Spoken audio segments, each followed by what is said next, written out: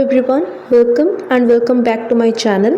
So today this is a very long time I am going to start a new chapter of economics because I got so many requests from you guys that please continue the channel, please make videos, and I am very grateful for all your lovely messages.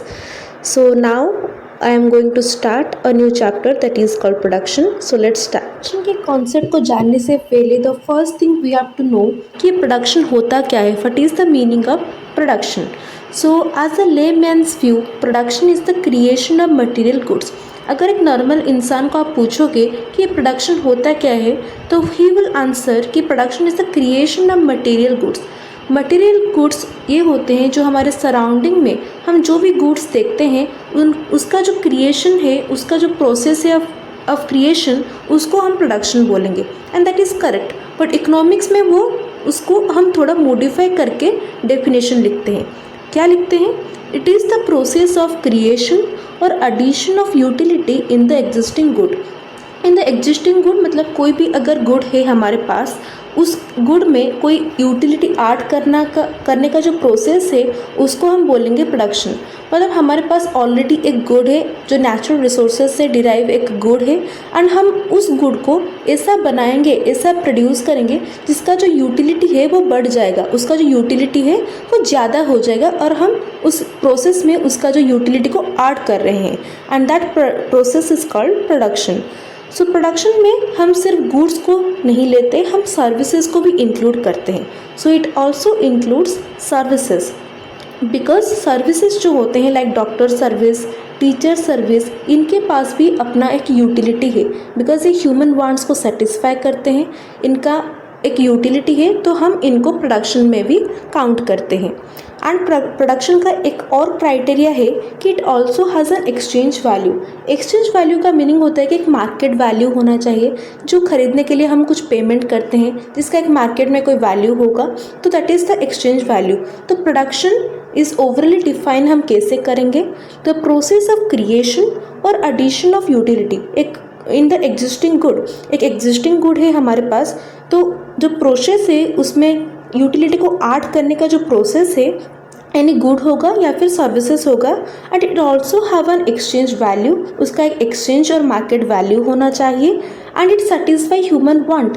तो the most important चीज़ ये है कि हम ऐसा कोई product नहीं बनाएंगे जिसको ह्यूमन का कोई नीड ही नहीं होगा. तो मोस्ट इम्पोर्टेंट कि वो ह्यूमन वांट को सेटिस्फाई करना चाहिए. तो ऐसा जो गुड है जो ह्यूमन वांट को सेटिस्फाई करता है, उसका एक एक्सचेंज वैल्यू होता है एंड उसको बनाने के लिए हम जो भी प्रोसेस यूज़ करते हैं, जो उसकी जो यूटिलिटी की अमाउंट को बढ़ाने के लिए जो प्रोसेस हम यूज़ करते हैं, that is called the production. Okay, हम देखेंगे दो काइंड ऑफ प्रोडक्शन.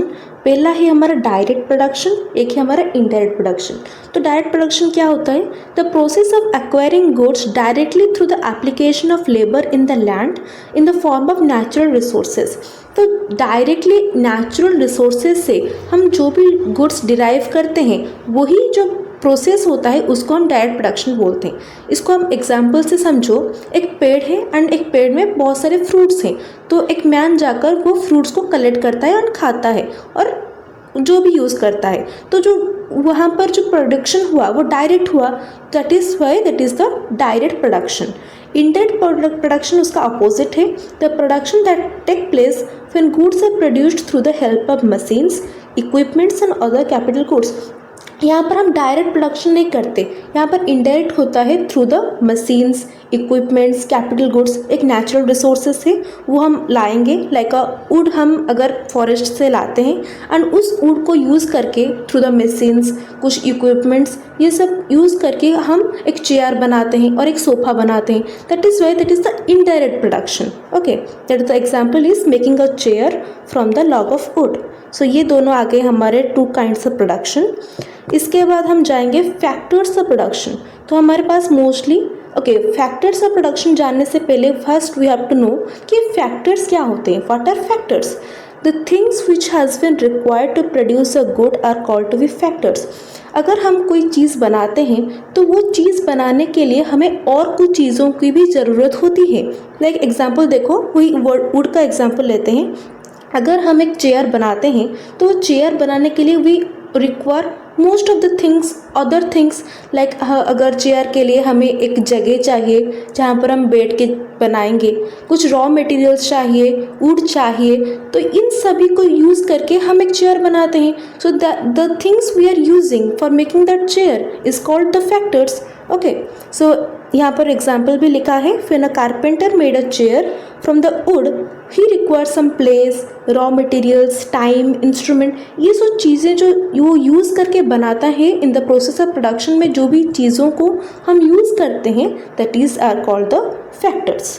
ओके, तो मोस्टली हमारे पास 4 फैक्टर्स है: land, labour, capital and organisation. तो इन चारों को डिटेल में समझेंगे. पहला आता है हमारा लैंड.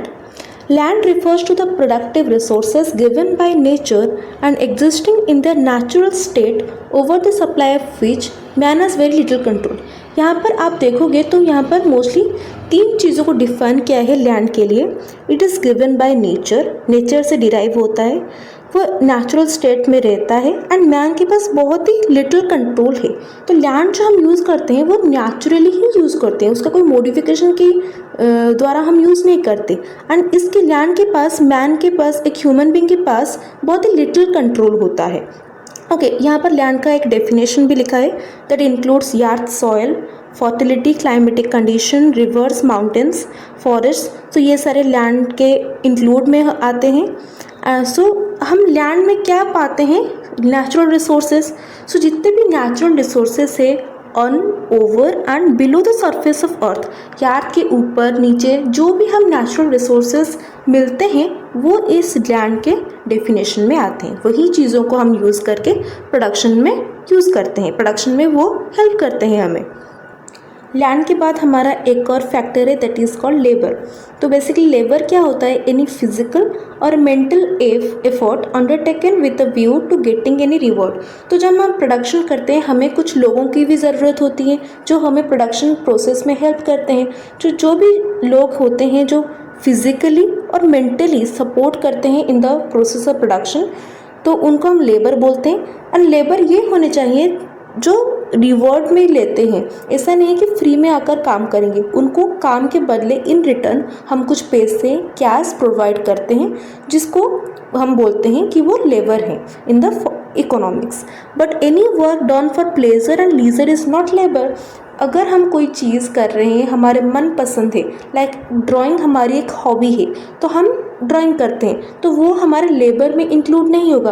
अगर हम ड्राइंग करके कुछ पैसे कमाते हैं तभी हम लेबर में काउंट होंगे. So any work done for pleasure और leisure is not labour, but the work which we get money, which we get cash from it, that is called the labour. Okay, now moving to the next factor that is called capital.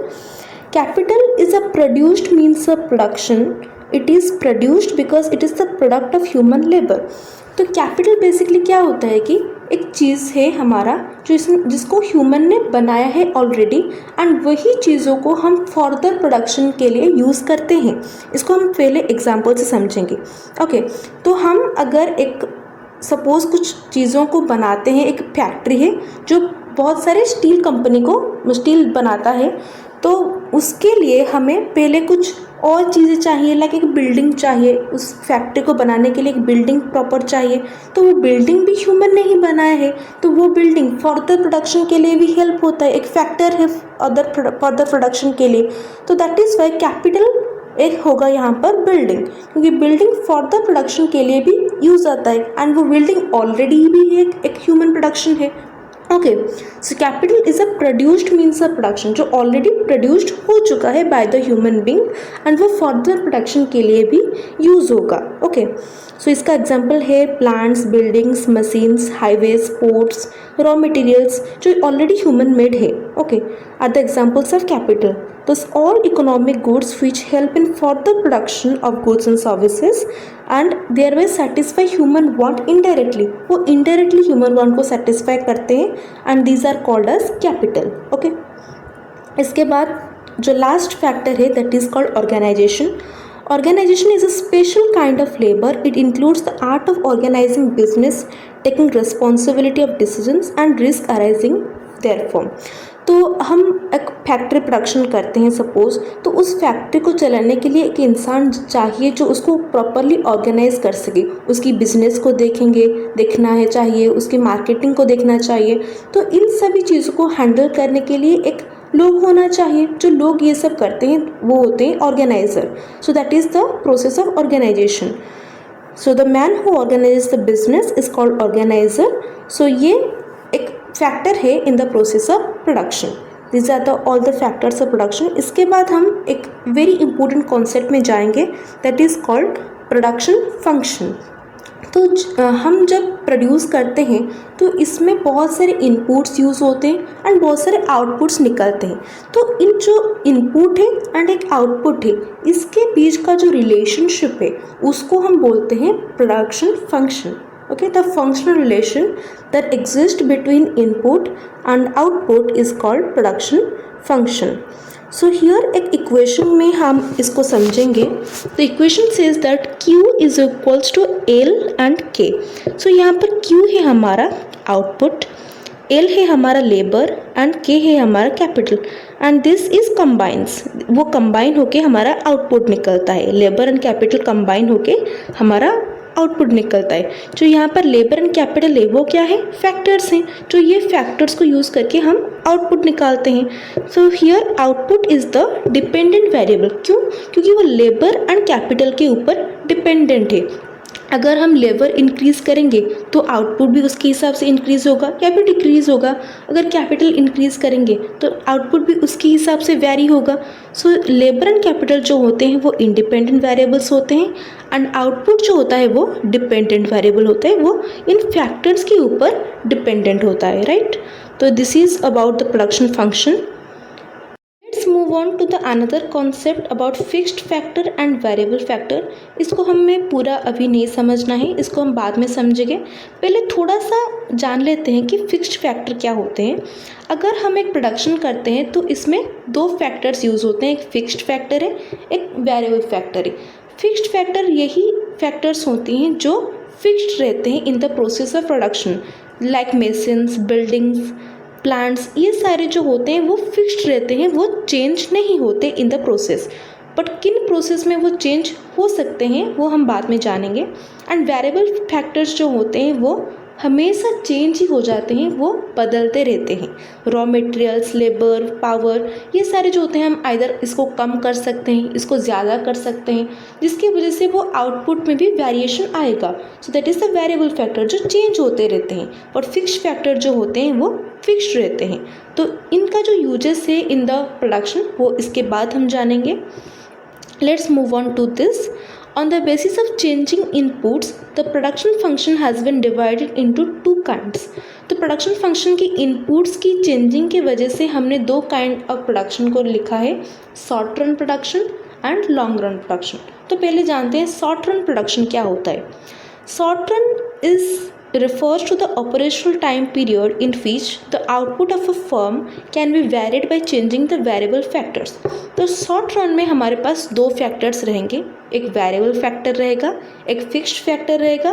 तो यहाँ पर variable factor है हमारा labour, raw materials, ये हमारे variable factors आ गए। इसमें इसके पास एक फिक्स्ड फैक्टर भी रहता है जो है फैक्ट्री, बिल्डिंग, मशीनरी।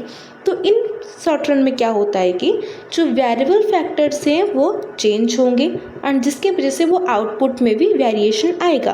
अगर लेबर इंक्रीज़ होगा या फिर रॉ मटेरियल्स हम इंक्रीज़ करेंगे तो आउटपुट में भी वेरिएशन आएगा। बट जो फिक्स्ड फैक्टर जो रहते हैं इसमें वो चेंज नहीं होंगे। बिल्डिंग्स, मशीनरी, ये सारे शॉर्ट रन प्रोडक्शन में नहीं चेंज होंगे। तो इसको हम ज़्यादा जानेंगे एक इक्वेशन में। तो पहले इसका डेफिनेशन जान लेते हैं शॉर्ट रन प्रोडक्शन फंक्शन का। The functional relationship that exists between input and output is in the short run is called short run production function.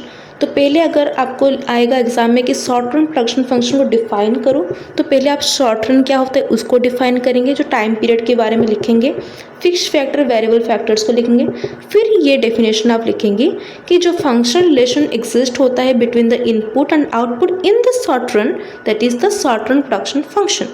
तो इसका जो इक्वेशन है वो है ये QX। पहले तो हमने एक इक्वेशन देखा तो वो इसका ही एक रेप्लिकेट है।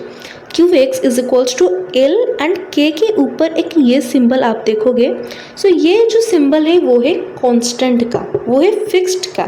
तो यहाँ पर क्यू एक्स जो है वो हमारा है आउटपुट, एल है जो है हमारा लेबर, जो है हमारा एक वेरिएबल फैक्टर, एंड के here is the capital which is a fixed factor. यहाँ पर के है हमारा फिक्स्ड फैक्टर जो कांस्टेंट रहेगा इन द प्रोसेस ऑफ प्रोडक्शन। इसको एक एग्जांपल में देखो, पहले जो प्रोडक्शन हुआ है हमारे पास, हमने यूज़ किया है 5 लेबर एंड 4 कैपिटल, तो हमारा प्रोडक्शन हुआ 40 यूनिट्स। ओके, 5 यूनिट्स का लेबर लिया, 4 यूनिट्स का कैपिटल लिया, हमारा जो आउटपुट निकला वो 40 यूनिट्स का निकला। इन द सेकेंड प्रोसेस हमने लिया है 6 लेबर जो चेंज हुआ, बट कैपिटल जो रहा वो कांस्टेंट हुआ, वो 4 ही कांस्टेंट में रहा है। So here the labour changes from 5 to 6 units. तो इसके वजह से क्या हुआ कि वो आउटपुट में भी वेरिएशन आया, वो output increases from 40 to 45 units. That is written here, capital is constant at 4 units. दोनों भी प्रोडक्शन में कैपिटल हमारा कांस्टेंट है, पर जो लेबर है वो 5 से 6 यूनिट्स आ गया, that is why that output increases from 40 to 45 units. तो शॉर्ट रन प्रोडक्शन में मोस्टली यही होता है कि हमारा जो लेबर है एक फैक्टर है जो कांस्टेंट रहेगा एंड एक फैक्टर है वो वैरी करेगा। तो आप यहाँ पर कोई भी फैक्टर्स अदर ले सकते हो और 3-4 फैक्टर्स भी ले सकते हो, but we are taking 2 examples. So labour हमारा यहाँ पर वेरिएबल फैक्टर्स है एंड कैपिटल हमारा फिक्स्ड फैक्टर है। तो जो कैपिटल है वो आउटपुट के साथ इंडिपेंडेंट है, उसके कोई वेरिएशन नहीं है, बट जो लेबर का इंक्रीज या डिक्रीज होगा तो वो आउटपुट में वेरी करेगा। कॉन्सेप्ट को अच्छे से समझने के लिए हमने एक ग्राफ बनाया है, तो इस ग्राफ के थ्रू हम इसको समझेंगे। द ग्राफ सेज दैट कि यहाँ पर जो ओ है हमारा एक एक्सिस है, जहाँ पर एक एक्सिस पर ओ एक्स पर हमारा लेबर है एंड ओ वाई पर हमारा कैपिटल है। हम यहाँ पर लेबर को रिप्रेजेंट करेंगे एंड यहाँ पर कैपिटल को रिप्रेजेंट करेंगे। So here that says that labour हमारा वेरिएबल फैक्टर है, दैट मीन्स वो चेंज होगा। तो यहाँ पर फर्स्ट OL1 से OL2 तक वो चेंज हुआ। The capital is the labour has been change from OL1 to OL2, but जो कैपिटल है हमारा वो कांस्टेंट है, वो यहाँ पर एक लाइन पर वो कांस्टेंट है, वो ऐसे वेरी नहीं कर रहा है, वो कांस्टेंट है। That is why here we can see the labour is increasing but the capital is constant. So you can see okay units of capital remain fixed throughout the horizontal line. That is why this K1L1 divided by OL1 is not equal to K2L2 divided by OL2, क्योंकि यहाँ पर हमारा variation आ रहा है, यहाँ पर labour का increase हो रहा है, बट कैपिटल इंक्रीज नहीं हो रहा है, कैपिटल हमारा एक लाइन पर कांस्टेंट है। That is why this is not equal. Okay, इसके बाद हम जानेंगे एक और concept that is long run production. तो let's go to that. Long run production function क्या होता है? So long run is basically it is a operational time period in which output of the firm can be varied by changing all factors.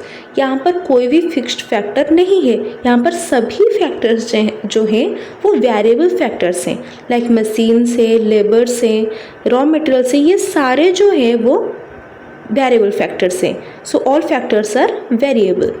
Okay, तो इसका भी definition समझ लो, that is exactly same like short run, but यहाँ पर short run के use में हम लॉन्ग रन लिख रहे हैं। So the functional relation that exist between input and output in the long run is called the long run production function. तो similarly इसका भी एक इक्वेशन है, QX is equals to F, L and K। L and K यहाँ पर किसी के पास भी ऐसा सिंबल नहीं है, क्यों? क्योंकि ये वेरिएबल है, ये तो हमारा कांस्टेंट का सिंबल है। एंड इन केसेस में जो जितने भी फैक्टर्स आप यूज़ करोगे वो सारे जो हैं वो वेरिएबल होते हैं। दैट इज़ वाई इसका एग्जांपल देख लो। पहले जो एक प्रोडक्शन हुआ उसमें 5 यूनिट्स ऑफ लेबर था एंड 4 यूनिट्स ऑफ कैपिटल था। सेकेंड में जो प्रोडक्शन हुआ वहाँ पर 10 यूनिट्स ऑफ लेबर था एंड 8 यूनिट्स ऑफ कैपिटल था, मतलब डबल हुआ, लेबर भी डबल हुआ एंड कैपिटल भी डबल हुआ। तो क्या हुआ, प्रोडक्शन आउटपुट जो निकलेगा वो भी इंक्रीज होगा, वो भी डबल हो जाएगा। So here capital and labour changes from 4 to 8 units and labour जो चेंज हुआ वो 5 to 10 यूनिट्स हुआ. That is why the output also increase from 40 to 80 units. So ये शो करता है लॉन्ग रन प्रोडक्शन का, जहाँ पर सारे जो फैक्टर्स होते हैं वो वेरिएबल फैक्टर होते हैं एंड वो सारे जो फैक्टर्स होते हैं वो इक्वली रिस्पॉन्सिबल होते हैं for the variation in output. अगर लेबर इंक्रीज होगा तो इसके साथ कैपिटल भी इंक्रीज होगा, रॉ मटेरियल्स भी इंक्रीज होंगे, सारे फैक्टर्स इक्वली चेंज होंगे. दैट इज़ वाई वो प्रोडक्शन के आउटपुट में वेरी करेगा. ओके, इस लॉन्ग रन प्रोडक्शन का भी एक डायग्राम है, इसको भी समझ लेते हैं. सो सिमिलरली यहाँ पर भी हमारा एक लेबर का एक्सेस है एंड एक कैपिटल का है. तो लेबर हमारा यहाँ पर एग्जैक्टली सेम इंक्रीज हो रहा है OL1 से OL2 एंड हमारा जो कैपिटल है वो भी इंक्रीज हो रहा है फ्रॉम OK1 to OK2, वो भी इंक्रीज हो रहा है. तो इट इज़ वाई जो हमारा ये वाला जो ट्रायंगल है वो ये वाला ट्रायंगल वो इक्वल होगा, वो सिमिलर होगा, क्योंकि वो दोनों ही इक्वल रेंज में इंक्रीज हो रहे हैं. सो यहाँ पर let's see the K1L1 divided by OL1 is equals to K2L2 divided by OL2. तो ये हमारा सिमिलर आएगा क्योंकि उसकी जो इंक्रीजिंग अमाउंट है वो सिमिलर है. That is why this triangles are also similar. अब हम चलेंगे हमारे वो पुराने कॉन्सेप्ट्स में, fixed factor and variable factors को अच्छे से समझेंगे, क्योंकि हमने short run and long run को समझ लिया है, तो ये हमें अब इजी हो जाएगा समझने के लिए. सो फिक्स्ड फैक्टर्स बेसिकली होते हैं are those which remain unchanged as output of the firm. वो चेंज नहीं होते. जो फिक्स्ड फैक्टर होते हैं वो चेंज नहीं होते इन the process of short run, क्योंकि लॉन्ग रन में कोई भी फिक्स्ड फैक्टर नहीं होता, ओनली फिक्स्ड फैक्टर होते हैं शॉर्ट रन में. So as a firm increases और decreases its output in the short run, fixed factor remains constant. अगर एक फॉर्म में अगर आउटपुट इंक्रीज या फिर डिक्रीज होता भी है तो फिक्स्ड फैक्टर जो होते हैं वो कांस्टेंट होते हैं, वो उसका कोई चेंजेस नहीं होगा. So they are independent of output in the short run. तो आउटपुट अगर इंक्रीज डिक्रीज होगा इनका कोई इसमें रोल नहीं, तो वो इंडिपेंडेंट होते हैं. Machines, factory buildings, plants, permanent employees, so ये सारे होते हैं examples of fixed factors. And it exist even in the zero level of output. Output अगर जीरो भी है, अगर हम कुछ प्रोडक्शन कर भी नहीं रहे हैं, फिर भी हमारा फिक्स्ड फैक्टर है जो वो रहेगा. लाइक अगर हम एक प्रोडक्शन करते हैं एक स्टील प्लांट में, तो अगर प्रोडक्शन नहीं भी हो रहा है तभी भी वो बिल्डिंग रहेगा, कुछ रॉ मटेरियल्स रहेंगे, कुछ लेबर्स रहेंगे. सो ये जो फिक्स्ड फैक्टर हैं वो कॉन्स्टेंट होते हैं इन द शॉर्ट रन. तो वेरिएबल फैक्टर्स जो होते हैं वो बहुत शॉर्ट रन में होते हैं एंड लॉन्ग रन में होते हैं. शॉर्ट रन में कुछ वेरिएबल फैक्टर्स होते हैं एंड लॉन्ग रन में सारे जो फैक्टर्स होते हैं वो वेरिएबल होते हैं. So variable factors are those factors which change with the change of output. वो आउटपुट के हिसाब से चेंजेस होते रहते हैं, सारे फैक्टर्स चेंज होते हैं एंड वो डिपेंडेंट होते हैं इन द प्रोडक्शन. जो उसकी जो चेंजेस के हिसाब से वो आउटपुट में भी वेरिएशन लाता है in the short run. So raw materials, labor, fuel, power, these are the examples of variable factors. And when output is zero, quantities of variable factors are reduced zero. अगर output हमारा कुछ भी नहीं है, अगर हम एक फॉर्म में कुछ प्रोडक्शन कर ही नहीं रहे, तो यहाँ पर फैक्टर्स भी कुछ यूज़ ही नहीं होगा. तो इसमें जो वेरिएबल फैक्टर्स जो है उसकी भी क्वांटिटी वो जीरो आ जाएगी. तो क्योंकि फिक्स्ड फैक्टर में क्या होता है कि जीरो लेवल ऑफ प्रोडक्शन में भी फिक्स्ड फैक्टर्स कांस्टेंट रहेंगे, but variable factors zero quantities में आ जाएंगे अगर कोई प्रोडक्शन नहीं होगा जीरो लेवल. तो ये था हमारा आज का कॉन्सेप्ट. इसके जो बाकी के कॉन्सेप्ट हैं हम नेक्स्ट क्लास में जानेंगे. तो अभी तक आपके पास जितने भी डाउट्स हैं, जितने भी हैं, let me know in the comment section. और आप कोई और चैप्टर्स में चाहते हैं कि I want to cover, so please let me know. So that's all for today's class. Thank you and thanks for watching.